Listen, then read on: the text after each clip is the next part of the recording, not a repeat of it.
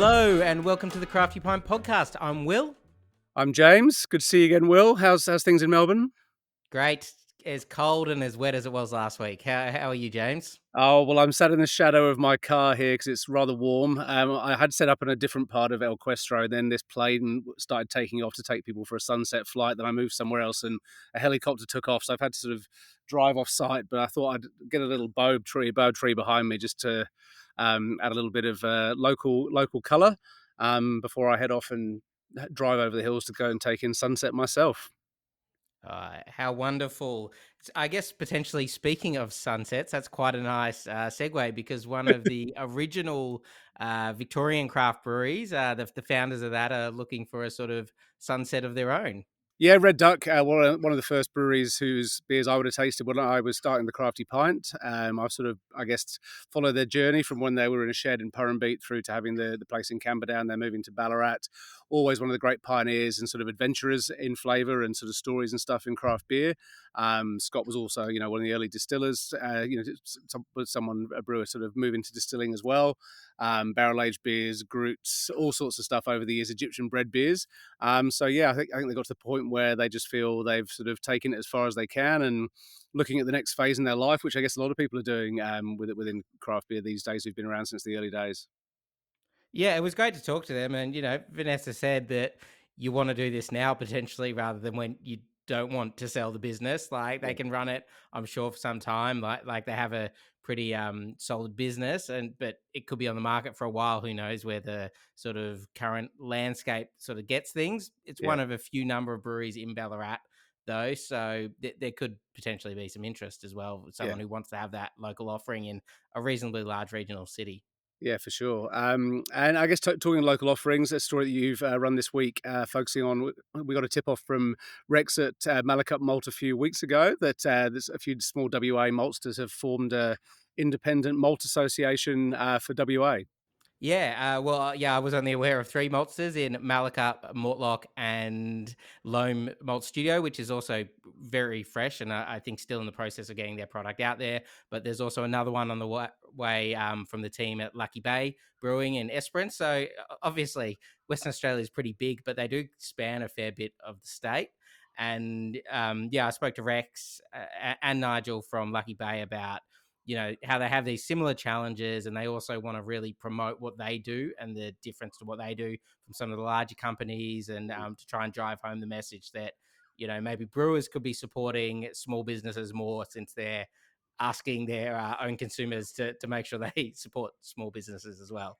Yeah, yeah. No, it's interesting. It's constantly changing landscape out there, not just for beer and brewers, but for suppliers, producers, the whole works as well. And I guess on an even smaller scale, Mick Vust had a really fun little article last week. In fact, it wasn't that little in terms of length, but it was a nice jaunty article to read through Brisbane pub chess, which seems to be kicking off in Brisbane's breweries. Yeah, I loved this story. I mean, anything to sort of get people out to venues, but I just love how this couple behind it went to several sort of amateur and supposedly fun chess competitions and continually found that they weren't actually very fun. Yeah. So we're like, okay, well maybe we need to step back a little bit and create something fun and do it in great beer venues as well, and that'll sort of naturally mean people have a good time and people who maybe aren't as experienced with chess would want to turn up. I'd love to go. Maybe I'll need to start a chapter in Melbourne or something like that. I always find chess. It's terrifying. One of my old housemates used to play it, and I used to watch him, and I just used to be too scared to ever verse him because he was a real monster. There you go.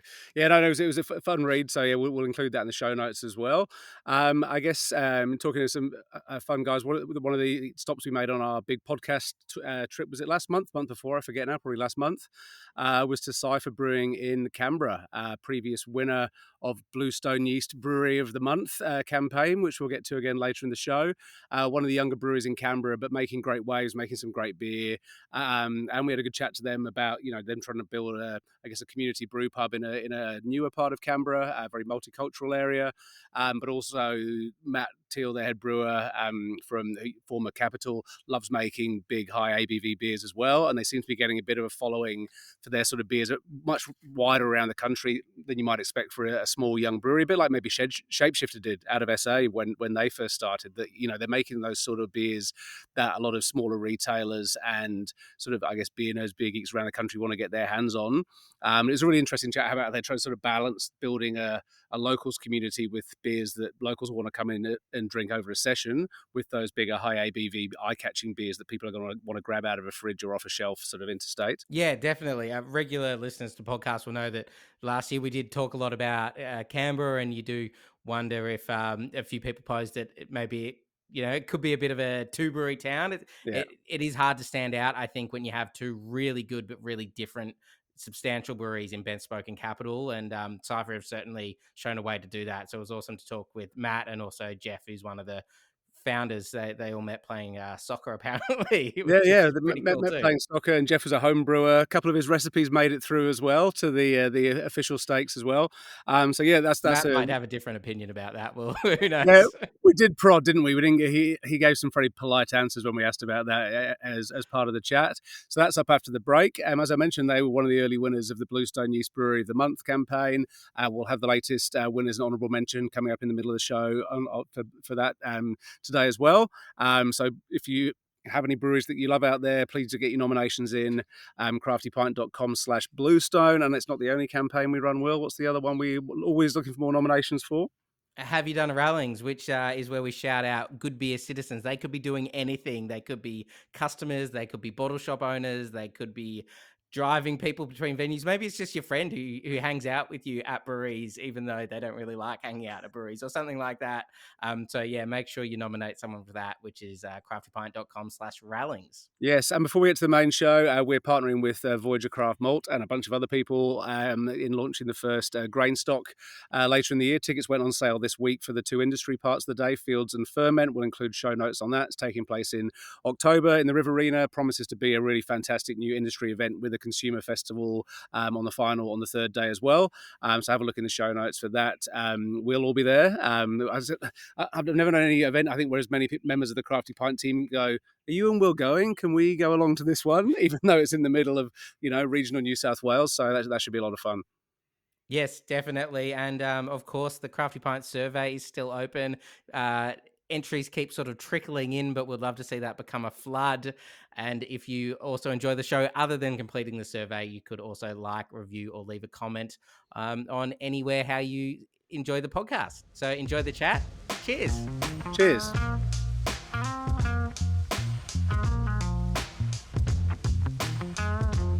Hey guys, it's Craig here, and we're talking Grainstock. It is an all-new industry conference and beer festival celebrating grain, brewing, distilling, baking, all the good things. And it's all happening from the 9th to the 11th of October at the stunning Witten Malt House in the Riverina. In the lead up to the event, we're going to be checking in regularly with conference organiser Stu Whitecross, who you may know from Voyager Malt. Stu joins us right now. Mate, in a nutshell, what can brewers expect from Grainstock?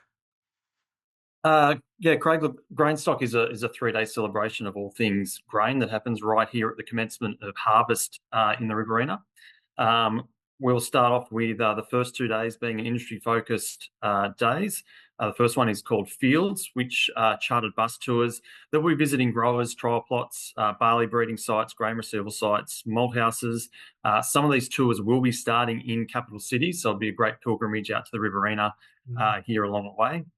And then the next day, day 2, is called Ferment, and it's an industry symposium with a trade show held here at Witten Malt House. We've got some amazing speakers, international speakers, industry veterans, and plenty of businesses that are putting their hand up to exhibit here as well.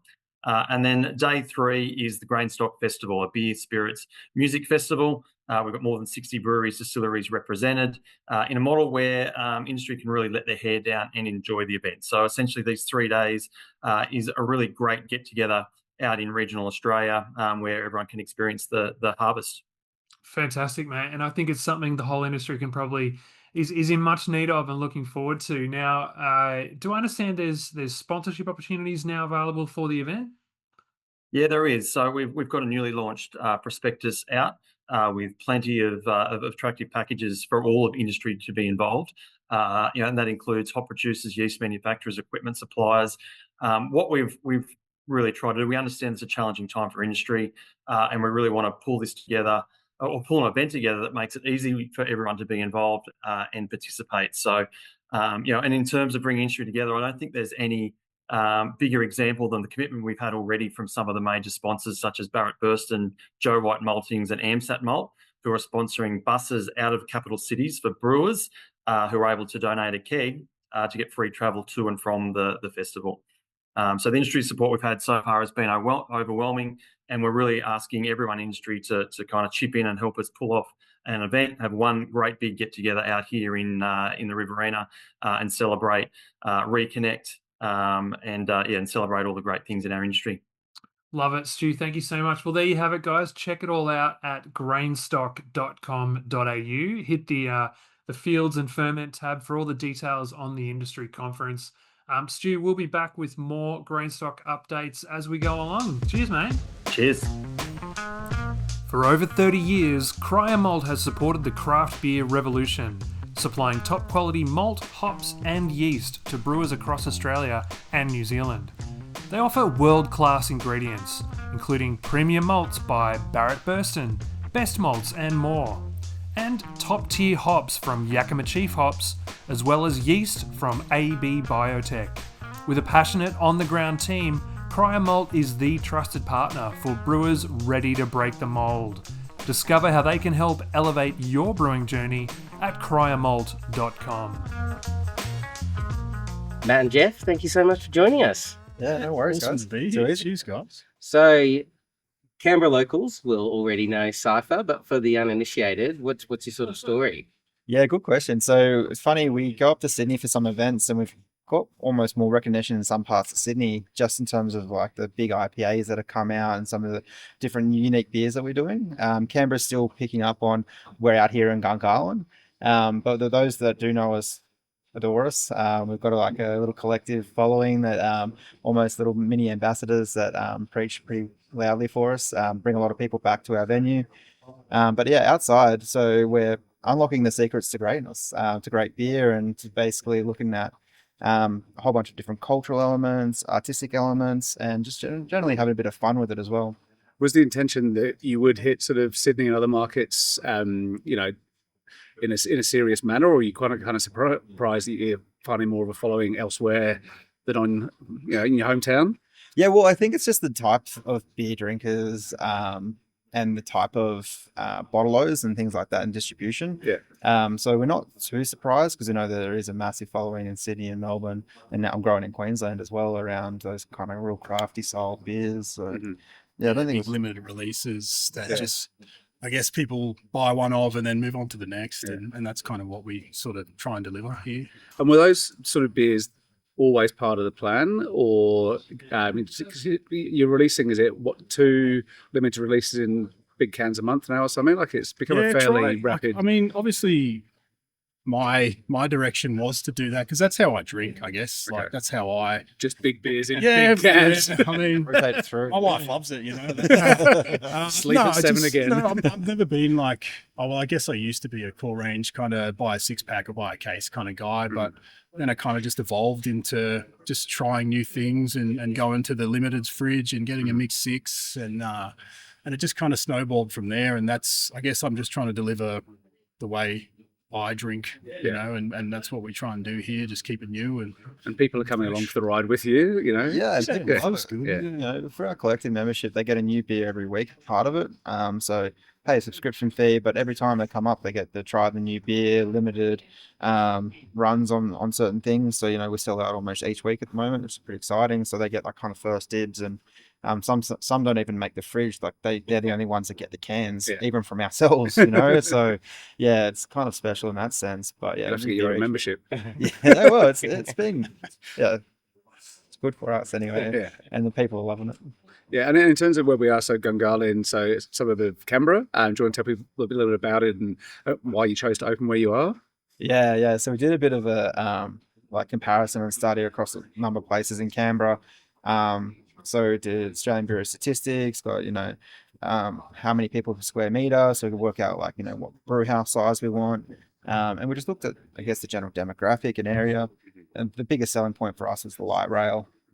So you don't have to worry about drink driving.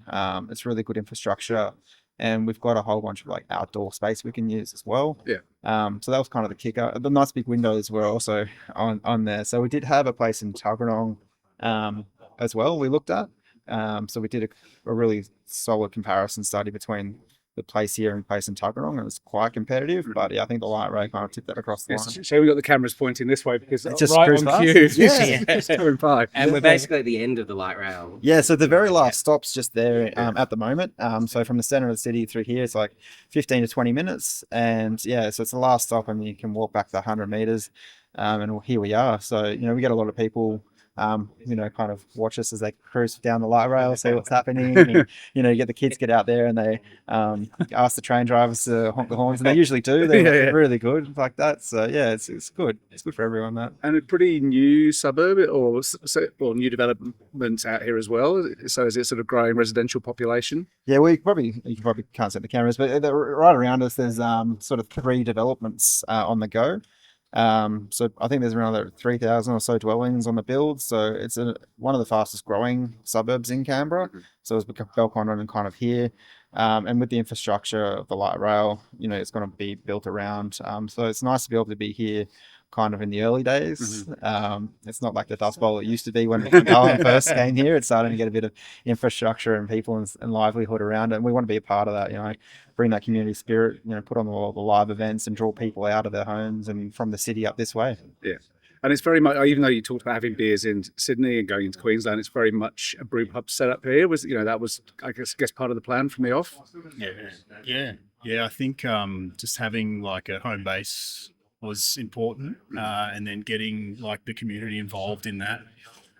It wasn't until a little bit later that we kind of skewed and started the whole limited release, like did some scheduling. And I was kind of surprised when I saw how many and how sort of big they were becoming, because I think a lot of the central to this Cypher story has been that community getting people into the venue. I mean, your brewery's actually tucked in a fairly small corner down there, so you're doing well to utilise the space. It's a good little spot down there. Whereas your 200 capacity venue here, which I'm assuming is doing good trade for you. Yeah, it's like the bread and butter, and I think in the industry right now, it's kind of what everyone's falling back towards. You need to have a really solid brew pub. That was always the model. You've probably heard me talk before, just a bit around the Australian brewer statistics and getting the brew house size right for the space, and then we also sized the number of seats for the brew house and what we think foot traffic will work on.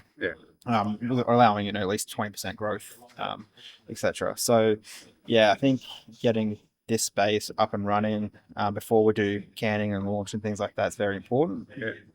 We did sort of move into canning a little bit, a lot around just so people can physically see us and taste us and hear about us as we're moving around, because if you're just locked into your own space, it's hard to share that love. We've got good reception on what we're doing now. So we do like we said, we sell out almost week on week to a certain amount of bottle shops, and it's kind of first come first served. And there would be a lot of capacity, people, right? a lot of people coming here to pick up takeaways, maybe not even having any beer in, right? Like end of tram line. It was on the way home. Like at the start, it was like I mean, we've got a Aussie Pale Ales 4.2%, and then we've got draft, and we do have some some beers that we've sort of kept around because they just pump through the tap room.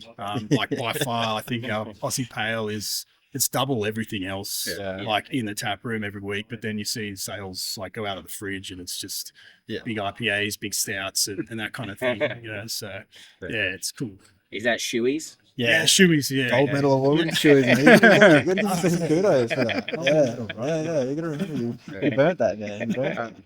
And what were you doing before getting involved, Jeff? What's your background pre-Cypher? Yeah, I've had a bit of a funny journey. So I'm a fit machinist or toolmaker by trade. Started off in a jobbing shop, moved around a little bit, mines, and then into Royal Australian Mint. So fantastic place over there, and it's, a bit of a heart and culture and heritage of Australia as well. It tells lots of great stories. So yeah, really appreciated my time over there, and then into defence. So yeah, spent a bit of time working my way in certain different areas, trying to build, work on the nation as best we can, do a bit of service as what I could, APS side, and then into brewing. So It's the perfect launch pad to building this place with spare hands, basically.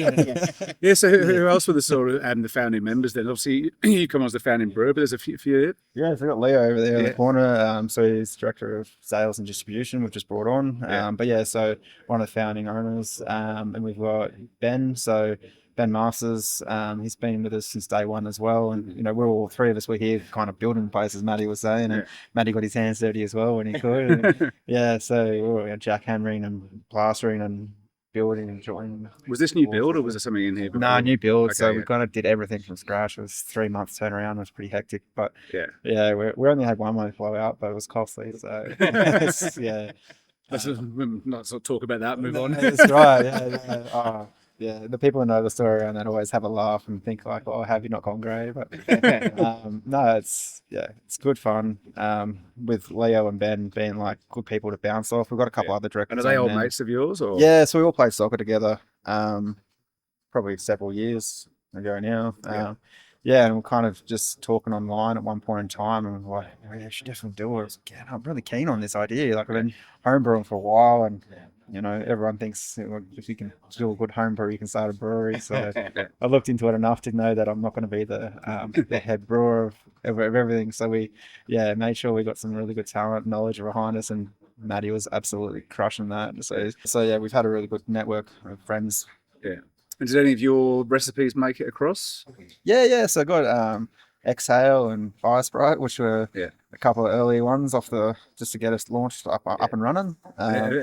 Have you left them as they were, Matt, coming in as the pro brewer? Or? We brought back Fire Sprite. It was a little bit different. Fire Sprite was a red IPA. No, I wouldn't say refined. Just a bit different.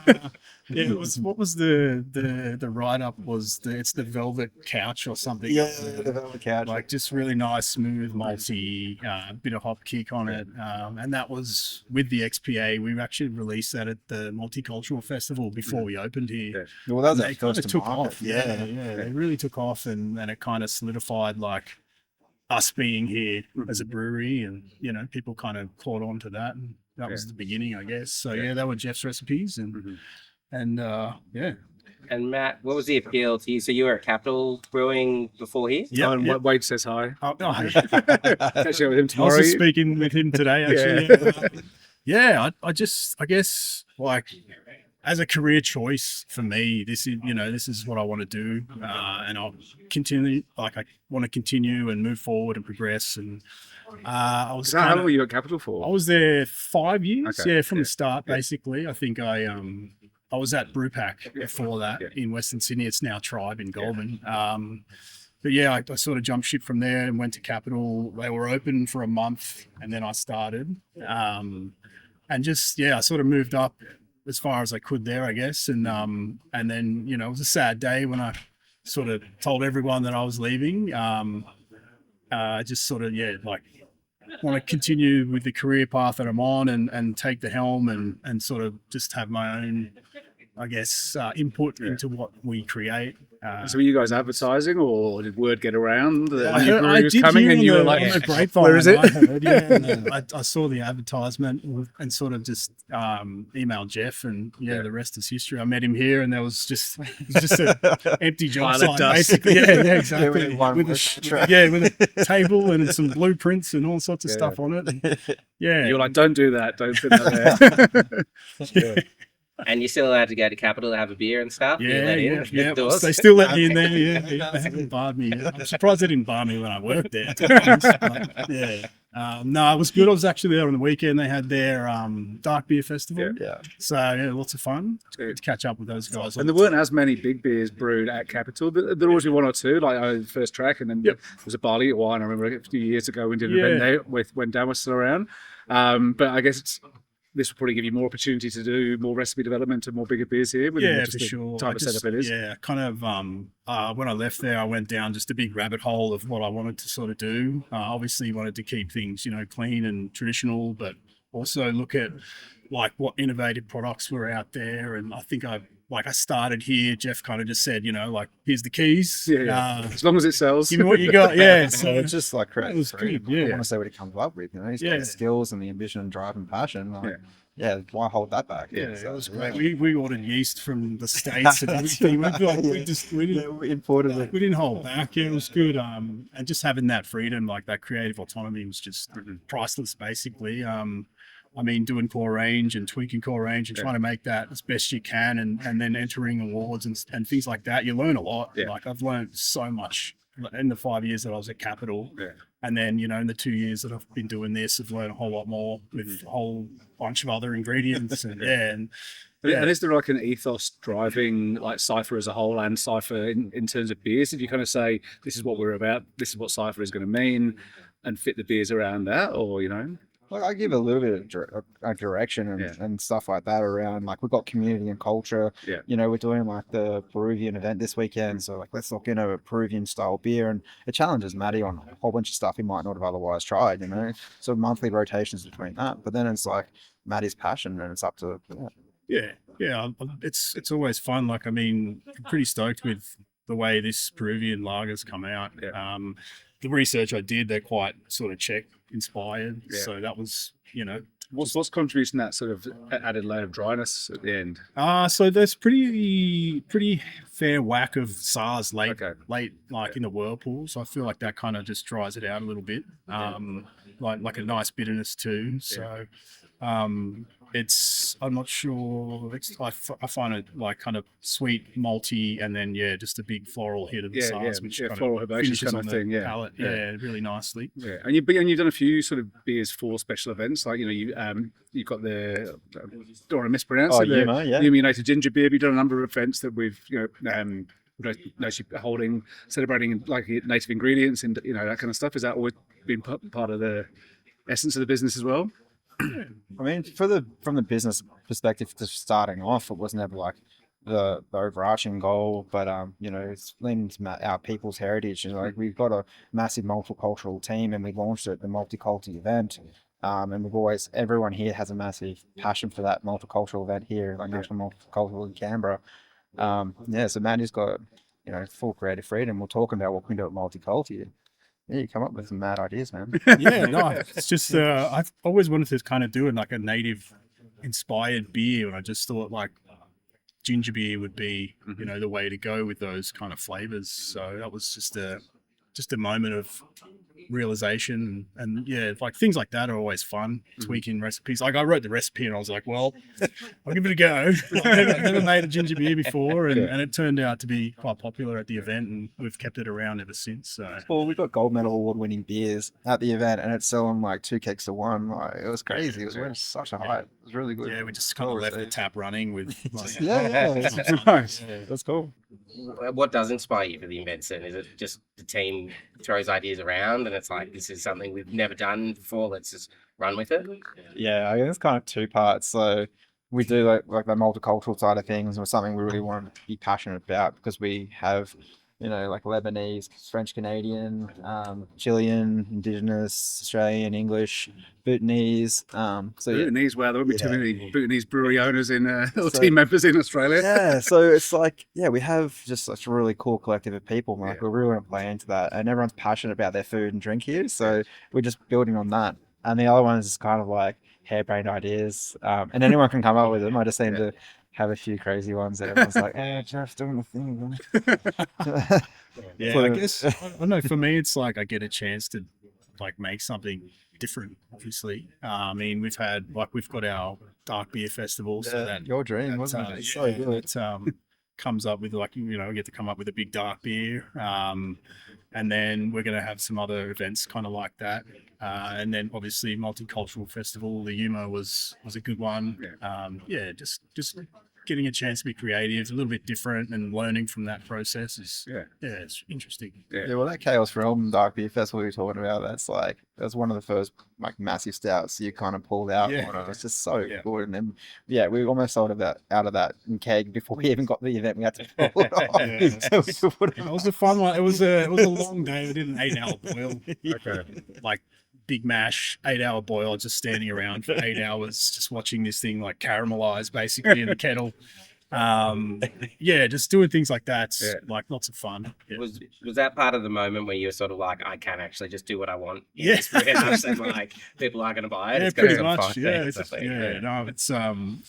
Just keep my ear to the ground with like what other people are kind of doing as well, and hearing about these big long boils, and some people go overnight, which is insane. But the Rocky Ridge 24-hour barley wine. Man, that's on the cards maybe next. But you might need some more stuff first. It's good fun to sort of tinker with those kinds. But and you sort of have like sort of themes around the beers. You've done the sort of the mystery beer thing that started recently as well. Your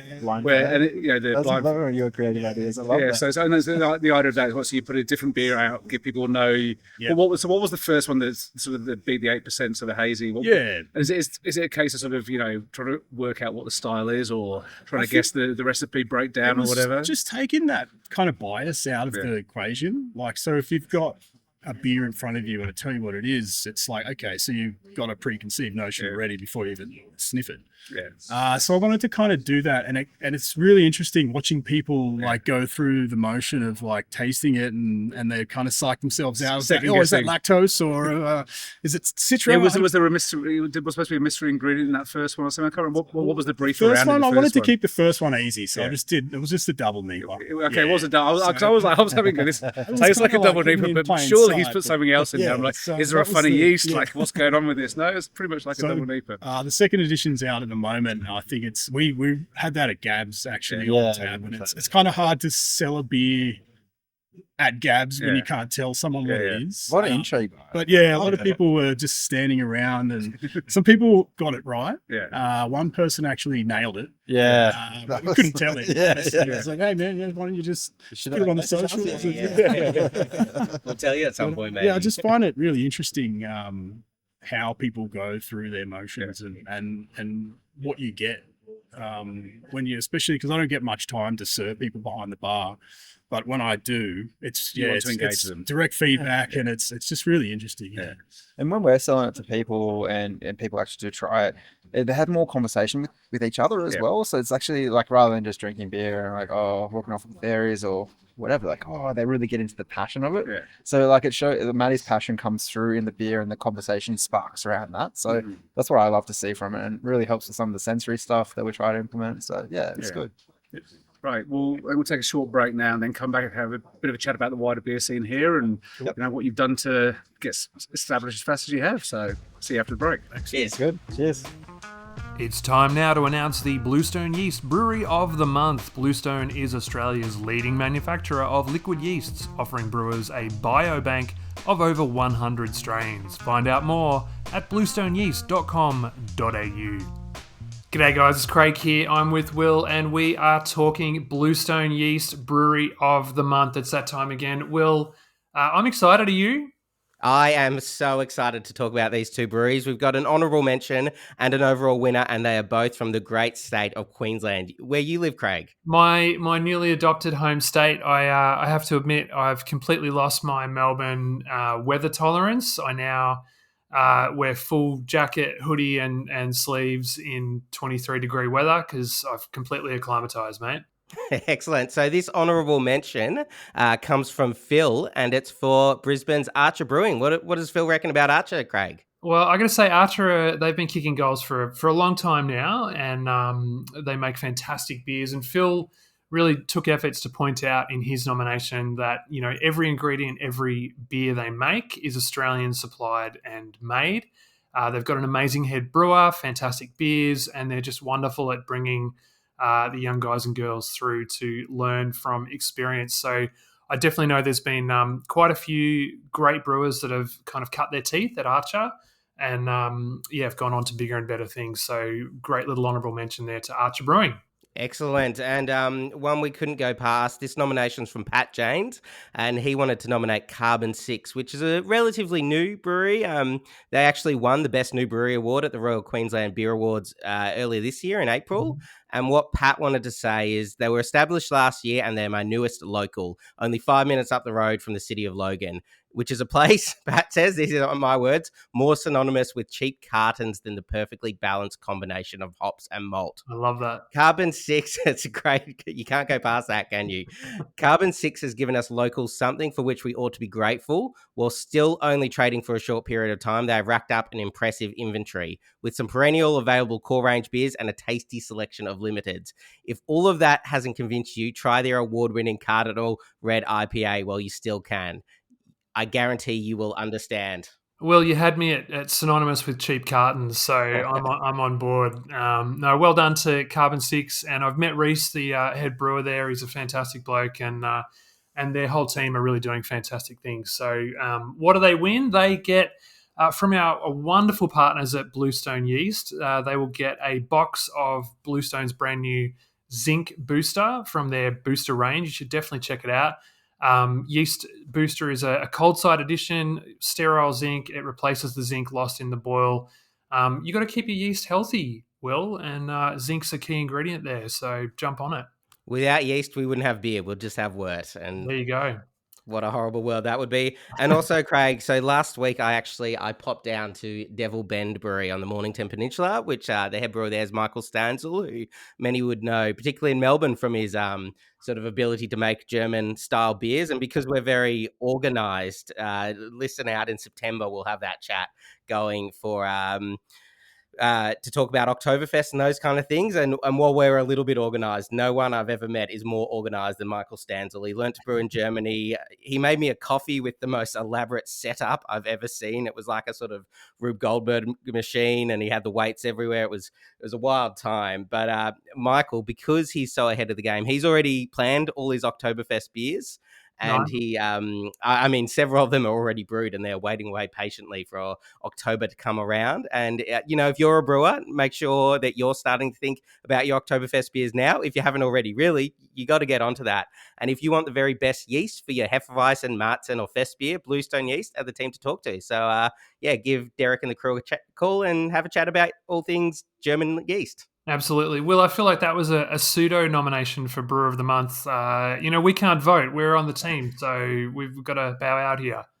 It's a cool place to check out, but maybe wait until, I shouldn't say this, maybe wait until you've got the full story from the podcast. Maybe drive down listening to it so you go in really appreciating the full story of Devil Bend. There you go. And a very last shout now, guys. If you've ever thought of nominating a brewery for the Bluestone Yeast Brewer of the Month, now's the time. Jump onto craftypint.com/Bluestone. It couldn't be easier. It takes 5 minutes. And you too can wax lyrical about your favourite brewery, and we may give it a shout out on the podcast. Get onto it. Cheers. Back to the show. Thanks to our Brewery of the Month partner, Bluestone Yeast. Bluestone provides the highest quality liquid yeasts to many of the best breweries in the country. If you'd like to find out more, visit bluestoneyeast.com.au today. Welcome back. And, from the outside, looking at Canberra, we often, I think, maybe see it as a bit of a two-brewery town. I know there's other breweries operational, but there are the big two in Bent, Spoke and Capital. And when we spoke to a few people last year, particularly in retail in Canberra, they said to the effect of, we're a bit skeptical that another brewery with a bit of production focus could exist in Canberra, and have really been pleasantly surprised by Cypher.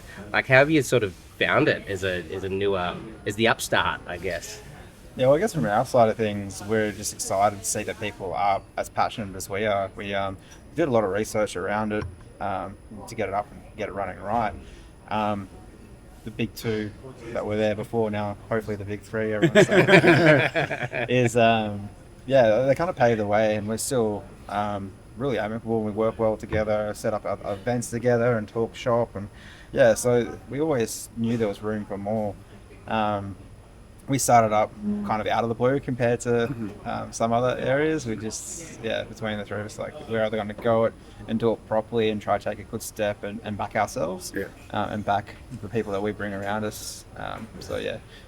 back the right person here with Matty. That's for sure. Yeah, and I mean, obviously, before Ben spoke, there was Wig and Pen for a long time. So, like, the craft beer drinker in Canberra, I imagine, is pretty educated, or they've had local beer here for a very long time, right? Or are you still finding, Matt, with your double IPAs, that there's too many boundaries? There's a lot of polarization. Yeah. Like some people love it, and then other people just want to see like classic styles. Really see it more so in the tap room. Obviously, you want people come in, they just want to sort of have a couple, you know, and not be on the light rail back to the city. And it's just juggling act to keep the limited release cans interesting enough so they do fly, and then keep people on chairs in the tap room sort of thing. So it's you crushed it with the shoeies and the home line. Yeah, I always get like a little like nudge from Jeff, and he's like, "Yeah, they're getting a bit high, mate. We got to rein it in a little bit." I mean, that's about all he kind of says to me, which is great. But, 8% plus like, beers in a just row. like reeling me back in, kind of thing. So I'm all for it too myself. So it's just make sure the customers are all sorted as well. Well, it's good though because it's hard to keep up with that core range. So going back to that Wig and Pen kind of philosophy around, people are attuned to craft beer and they do love it, and they are passionate here in Canberra about it. So we're just glad we can be another chapter in that story of the evolution of craft beer in Canberra, and hopefully that we can help lift it as well. And how is the scene, maybe outside of brewing, but more in terms of venues and retail? There's been a number of venues been around for a long time supporting craft beer. I know a couple of ones that have closed in the last few months as well. I think we published our two-part Canberra, Crafty Crawl. And then over the next few months, I was like, oh, let's remove that entry, which is a bit sad to see. But it does seem to be quite a good established number of venues that have been around a long time supporting stuff. Are there more sort of coming along? And, outside of the more well-known sort of bottle shops, retailers, is there more coming along on that front as well? Yeah, I think it's a tricky time right now. Yeah. And, we've seen some foundational institutions here in Canberra close down. Yeah. And it's not just sort of drink establishments, it's like nightclubs and like I said, kind of institutions that are Canberra known. So it's definitely tough times. It is kind of a little bit sheltered here in Canberra from time to time, but it's definitely not as sheltered as it used to be. And I think hospitality industry as a whole and the brewing industry is feeling the pinch, so that's not uncommon or unknown news to anyone.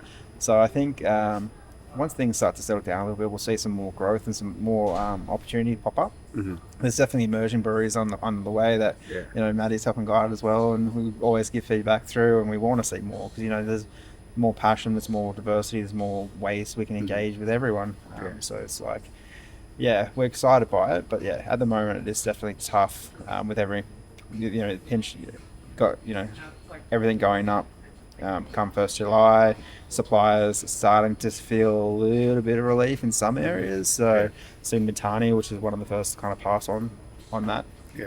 We're hoping to see some other suppliers do the same because it does make it a lot easier to move forward. And if you start to slow excise down and things like that, everything just kind of stabilizes for us to continue to provide the community. Because here at Cypher, it's just 4 of us blokes, that just kind of banded together, started up.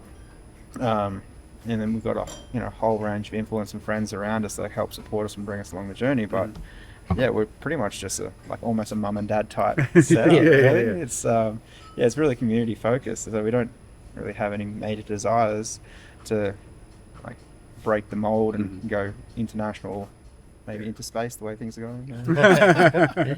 And in terms of support from the pubs, especially pubs or bars, we hear, for example, often around Sydney, especially near the inner west, that a lot of the pubs and bars there can be reluctant to support local breweries because it's like, well, you've got your own cellar door, your own tap room.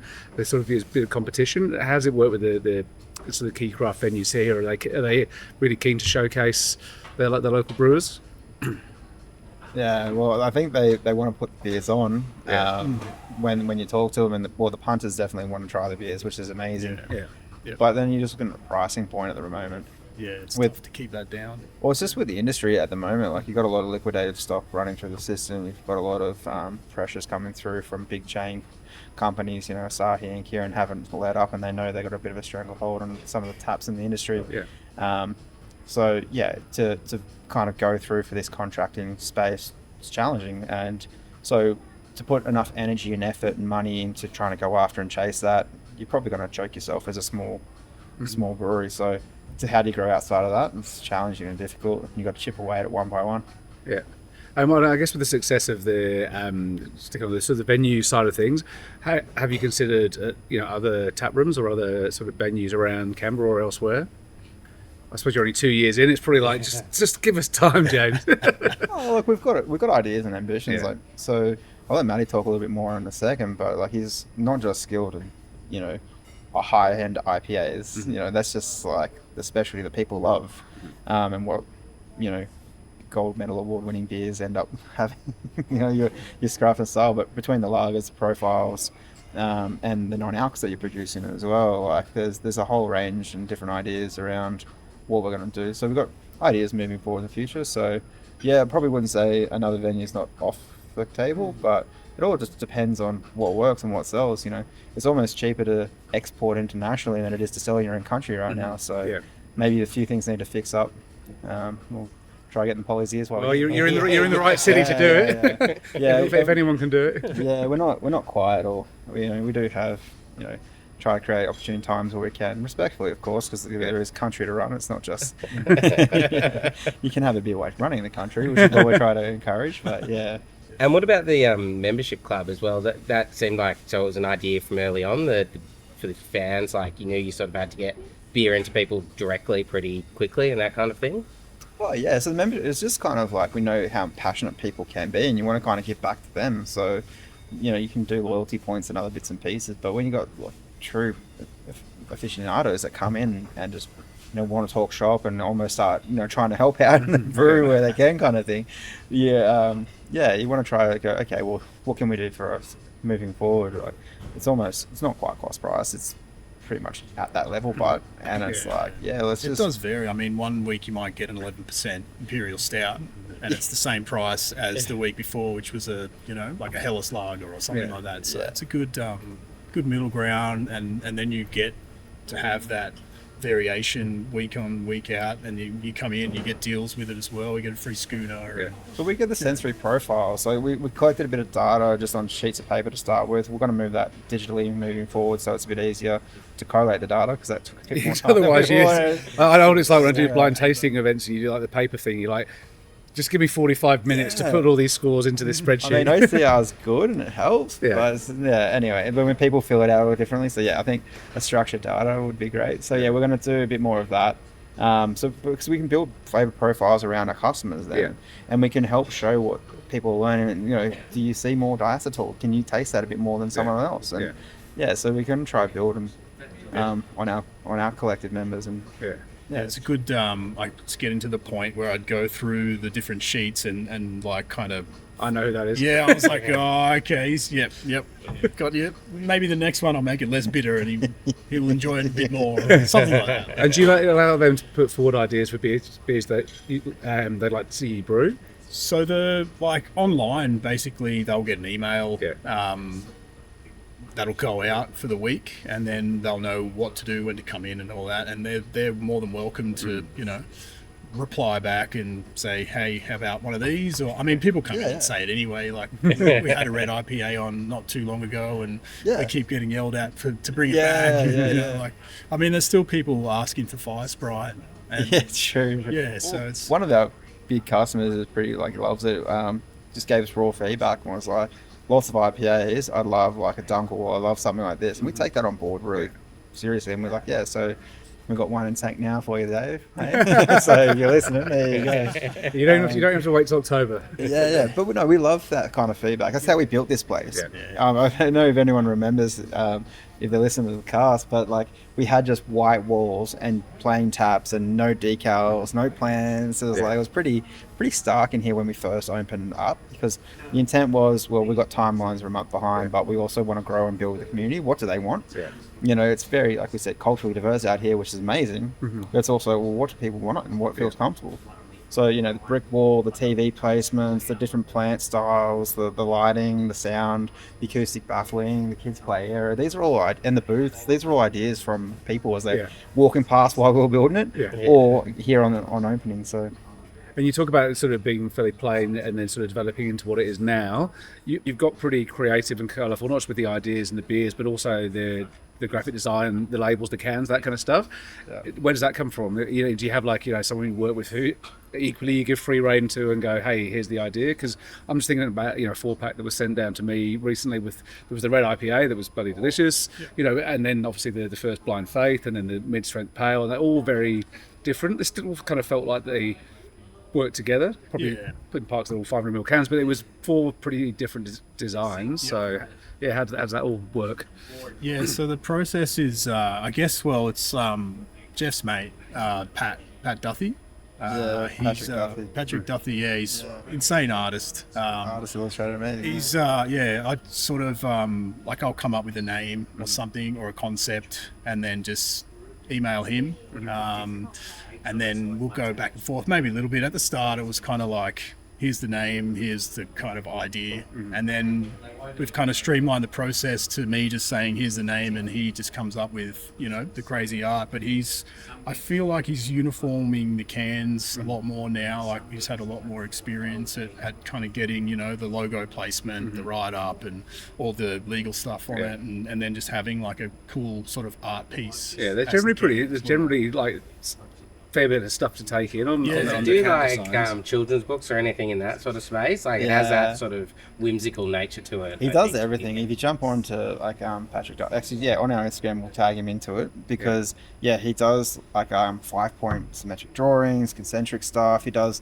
like death metal band art where it's just like looks like it's like bleeding down the wall, but you can read it both ways. He does a lot of different types of like what do you call it, like calligraphy.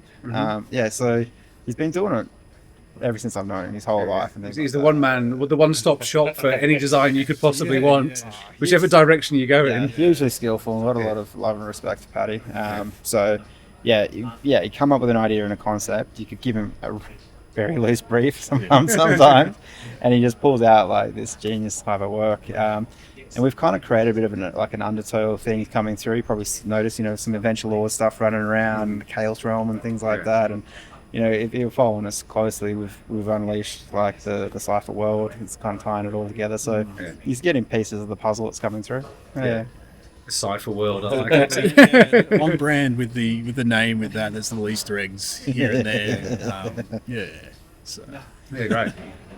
And I mean, so we're at 2.5 years in since you opened the door, thereabouts. Yeah. What have been some of the biggest lessons you feel like you've learned since opening? Don't fuck up the floor.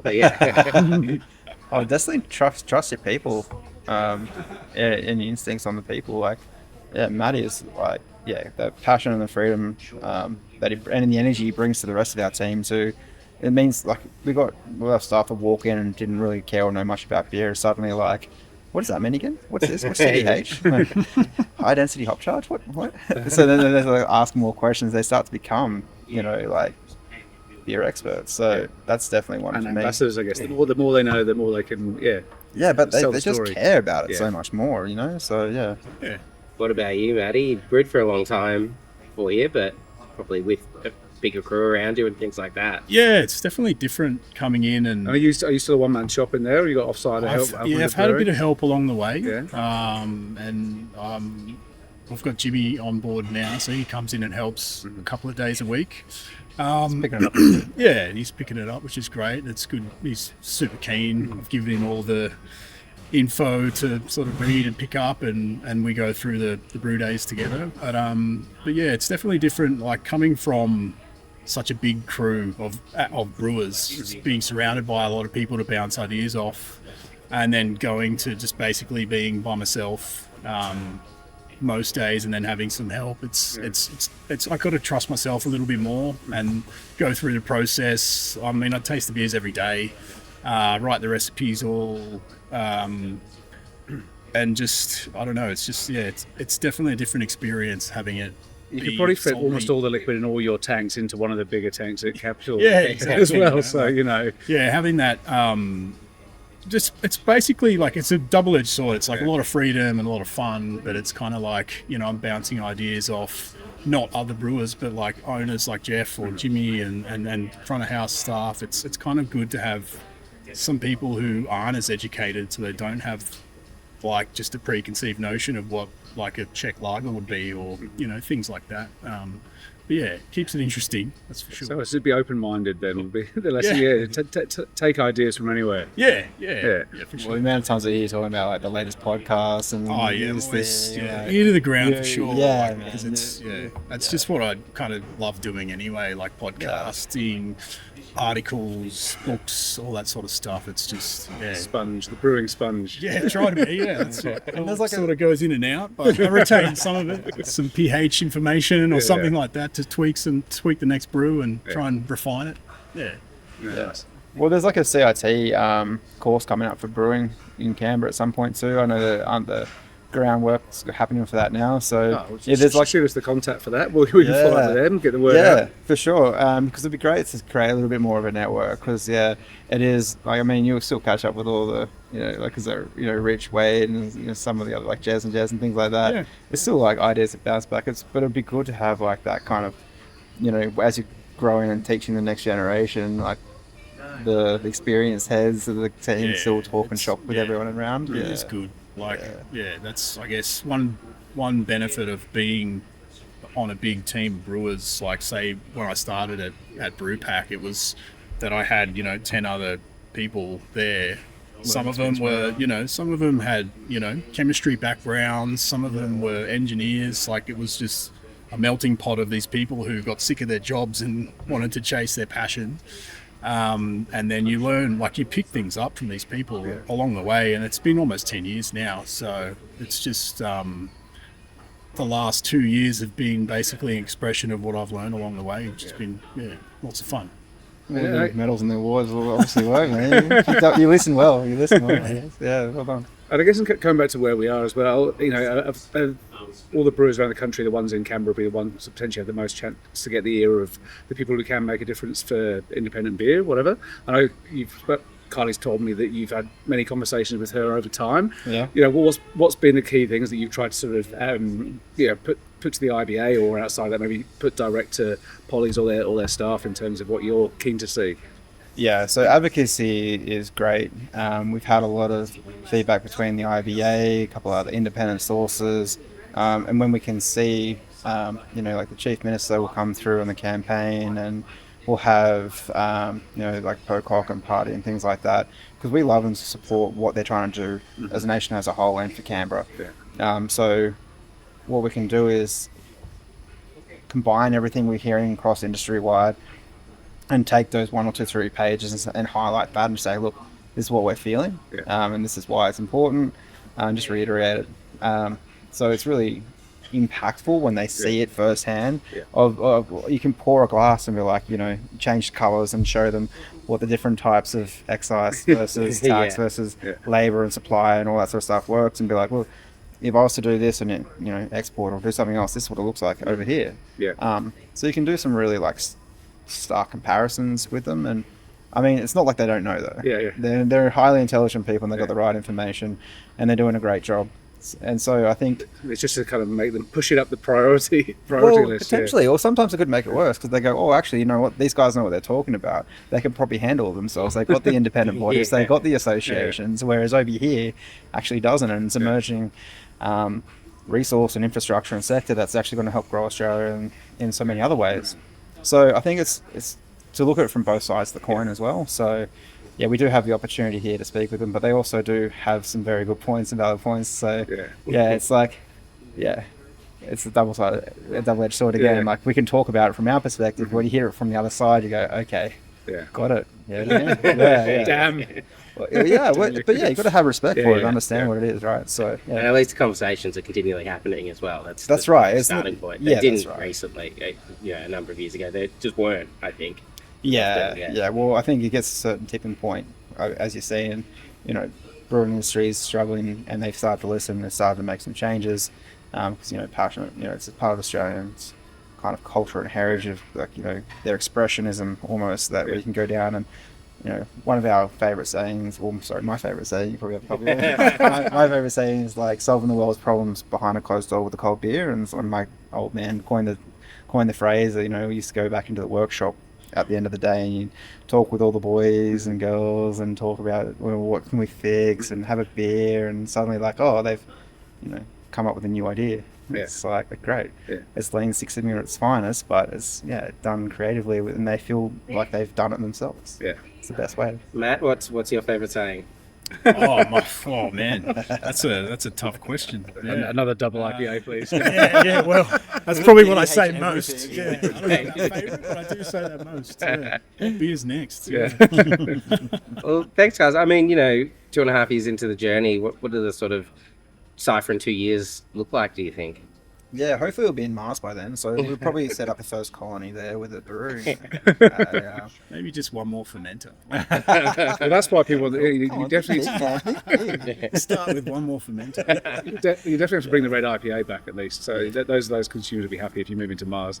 Yeah, exactly. No, we've got some ideas around potential growth, potential strategies around what's going to be good for the community as a whole here, but also help us grow and share that kind of creative expression we have with the rest of the nation, and maybe even international. Who knows? Yeah. We did talk before about some of the competing priorities and price points and things like that, and if it's more favourable elsewhere, you got to kind of keep this place going as a community as a whole, and that can help us. Then Gungahlin wins. So because there's kind of risk to growth, or big risks to growth within beer, especially if you go above the excise cap at the minute, then you've got to grow very fast, a long way beyond it, to kind of succeed. And how do you factor that into sort of future growth plans going? Logistics versus excise, about where you sell. Does it balance? Does it weigh up? So and it's what people are willing to pay for as well. It's common kind of things that people are aware of, but I think if we back our brand, back ourselves, and we obviously all back Matty, and we all faith behind him. We want to see him up there as Brewer of the Year, and frame it on the wall here somewhere. Where I remember when we first started, we tried to get the first autograph. It's on the wall inside in the storage room there. So that's got big plans, big ideas, and we want to have some fun with it along the way. So there'll be like a bunch of undertow of things that people won't really care about, or maybe they will. So Matt, I feel like the next time I come in here, you're going to be one of the murals on the wall. I hope so. So some sort of throne, mural. Yeah. The reason why the mural is there would be, that'd be a good one. I think. I mean, passionate about brewing and doing well, not just for myself but for the company as well. Is it's important. So it's always good to get feedback that you're doing a good job, and like to keep it that way. So maybe not a mural, but Pay rise. It's not about the money. just an extra Bragging rights. Maybe that'll be it. Like, each year you get an extra fermenter. Instead of And maybe the mural's on the fermenter. to see the Matty film. Great. Well, Matt and Jeff, thank you so much for joining us. No, it's very Thanks heaps, guys. Cheers. Cheers. Are you a supplier to the craft beer industry? Are you looking for more customers? Chat to the team at the Crafty Pint today. Across our website, email newsletters, and weekly podcast, we reach more industry decision makers than any other media platform. Whatever your objectives, we can help you create engaging advertising campaigns, podcast segments, or ad reads that cut through. Chat to Craig, that's me, today. Hit me up at craig@craftypint.com. The Crafty Pint podcast is produced and edited by Matt Hoffman. You can get all your beer-related news and reviews on the Crafty Pint website, craftypint.com, and can stay up to date on future podcast episodes via our socials. We wouldn't be able to produce the podcast or the website, events or festivals we run without the support of the beer industry, whether that's suppliers, bars, breweries or bottle shops. If you'd like to support the show or partner with the Crafty Pint in other ways, please reach out to Craig via the details in the show notes. And if you're a beer lover who'd like to support what we do, you can join our exclusive club for beer lovers, the Crafty Cabal. Visit craftykabal.com for more. And until next time, drink good beer.